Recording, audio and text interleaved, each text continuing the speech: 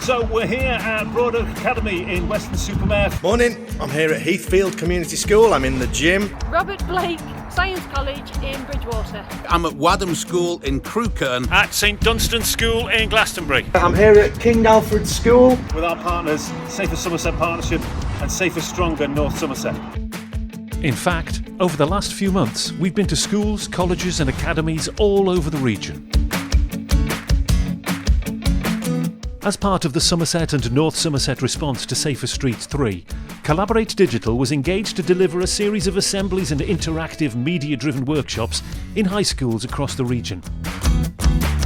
With guidance from our team of facilitators, the students worked together to write and produce their own podcasts as a way of listening to their views and opinions on violence against women and girls. So me, Rick, Paul, Mark, we've all worked in audio and film production for years.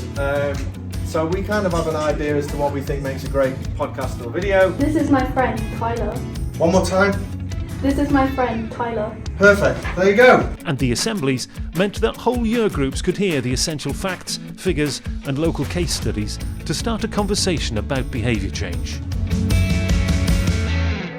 Our students have taken part in an amazing assembly to get us starting to talk about this topic and this issue, which will continue following in our curriculum and PSHC lessons. We did 3 assemblies to years 9, 10 and 11 and then a workshop in the afternoon, and the feedback that I've had so far is that it's been really positive. The assembly particularly was slick. It created lots of thought amongst the students, presented some really interesting facts, used some great videos to help them think about issues that we all need to think about in society to do with violence against women and girls. I think it was really good. The boys were all engaged. They really understood the importance of the message. They got stuck in with their podcast and really enjoyed it. Some really hard-hitting issues, but I'm really pleased to see them all getting involved and change their opinions and then hopefully their mindset.